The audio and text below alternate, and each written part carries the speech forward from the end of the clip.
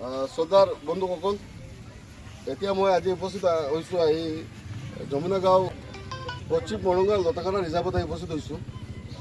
মই বৰ দুখৰ সহিত ক'ব লগা হৈছে যে এই অঞ্চলৰ ৰাইজক, যিসকল ৰাইজ আজিৰ পৰা 50 বছৰ 60 বছৰৰ পৰা ইয়াত বসবাস কৰি আছে, এই মানুহসকলক উচ্ছেদৰ নটিচ এতিয়া জিলা প্ৰশাসনৰ ফালৰ পৰা দিয়া হৈছে বুলি ইয়াত শুনা পাইছোঁ।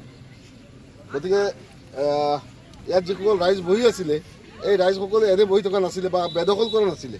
এওঁলোকক ফৰেষ্টৰ এটা পট্টা দিয়া হৈছিলে আৰু ফৰেষ্টৰ কৰ আদায় দি পেলাই তেওঁলোকে প্ৰত্যেক বছৰ খেতি বাতি কৰি ফৰেষ্টক ৰয়েল্টি দি আছিলে, সেই হিচাপে বহাইছিলে।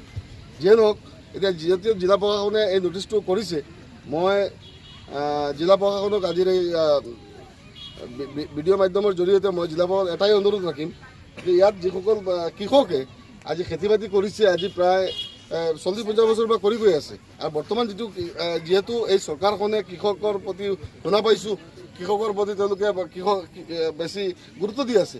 গতিকে ধান কটাৰ সময় আহিছে, 2 মাহৰ ভিতৰত ধান পকি যাব। অন্ততঃ কমচে কম 2 মাহ সময় বৃদ্ধি কৰি দিয়াৰ কাৰণে মই জিলা প্ৰশাসনক দাবী জনাইছোঁ। আৰু ইয়াৰ বাবে আমি জিলা প্ৰশাসনৰ ওচৰতো ব্যক্তিগতভাৱে যাম, গৈ পেলাই এই বিষয়ে আলোচনা কৰিম।